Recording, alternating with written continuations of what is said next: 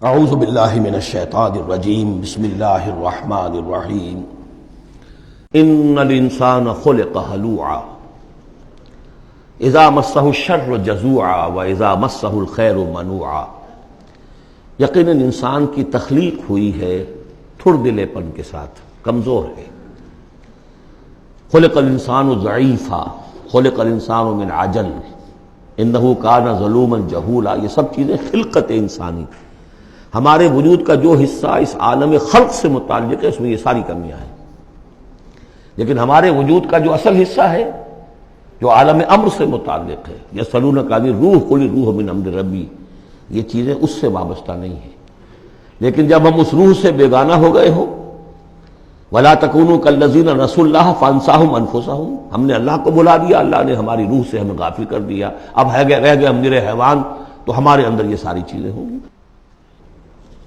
جب اسے کوئی تکلیف آتی ہے جزا فضا کرتا ہے، نالا و شیون چیخ پکار، وَإِذَا مَسَّهُ الْخَيْرُ مَنُوعًا، اور اگر خیر ملے تو سب کو سمیٹ کر اپنے پاس ہی رکھنے کی کوشش کرتا ہے۔ لیکن اس بزدلے پن سے، تھڑ دلے پن سے اوپر اٹھنے کے لیے جو چیزیں، جو پروگرام اللہ نے دیا ہے، اسی لیے آپ کو یاد ہوگا 18ویں پارے میں سورہ مومنین کی ابتدائی 11 آیات، ہمارے منتخب نصاب میں وہ تیسرے حصے کا پہلا سبق ہے، اس میں وہ بھی شامل ہے، یہ بھی شامل ہے، کیونکہ یہ دونوں بالکل مشابہ مقامات ہیں، بلکہ بعض پہلو سے ایک دوسرے کی تفسیر کرتے ہیں، وضاحت کرتے ہیں۔ ان القرآن یفسر بعضہ بعضا، یہ ہے تعمیر سیرت۔ کچی اینٹ تھی، آپ نے اس کو ڈالا ہے آگ میں، پکا لیا ہے تو وہ پختہ ہو گئی، تو کچھ نہ کچھ پختہ ہونے کے لیے جب خشت بنے تب کام چلے۔ ان خام دلوں کے عنصر پر بنیاد نہ رکھ، تعمیر نہ کر۔ کچی اینٹوں کا گھروندا تو ایسا ہی ہے، سیلاب کے اندر تو کھڑا نہیں رہ سکتا، پکی اینٹیں ہوں، سیمنٹ ہو لگا ہوا تو بہرحال سیلاب کو بھی جل جائے گا۔ اب وہ پروگرام کیا ہے؟ الا المصلین، نقطہ آغاز ہے نماز، کہ جو تعمیر سیرت کا پہلا پتھر ہے، corner stone of the building of your own character. لیکن صلاۃ کون سی؟ الذین هم علی صلاتہم دائمون، جو اپنی نمازوں پر مقاومت کرتے ہیں، مداومت کرتے ہیں، گنڈے دار نہیں، مستقل۔ وہاں تھا خاشعون، جو نماز کا باطن تھا، قد افلح المؤمنون الذین هم فی صلاتہم خاشعون،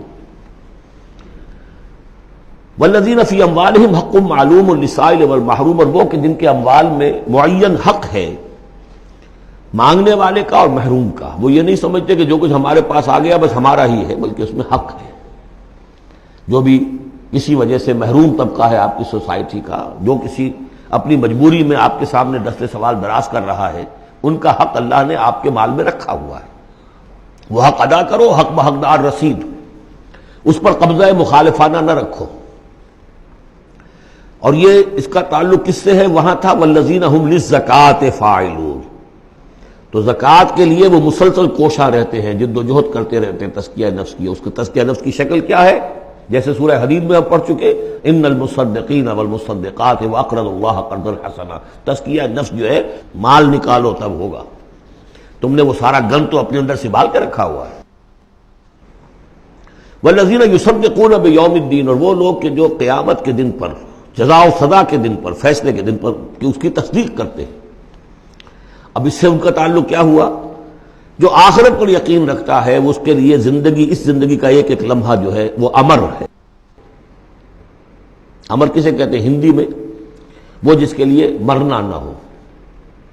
یہ ہماری زندگی فائنائٹ ہے، ختم ہو جائے گی، لیکن پوٹینشیلی یہ انفائنائٹ ہے۔ کیوں؟ اس کا نتیجہ انفائنائٹ زندگی میں نکلے گا۔ جو کچھ یہاں کماؤ گے، بدی کمائی ہے تو وہ خالدین فیہا، اور اگر نیکی کمائی ہے تو خالدین فیہا۔ کہاں سے کماؤ گے؟ اسی وقت سے کماؤ گے نا، پونجی تو یہی ہے۔ اس لیے سورۃ العصر میں اسی کی تو قسم کھائی ہے، والعصر ان الانسان لفی خسر۔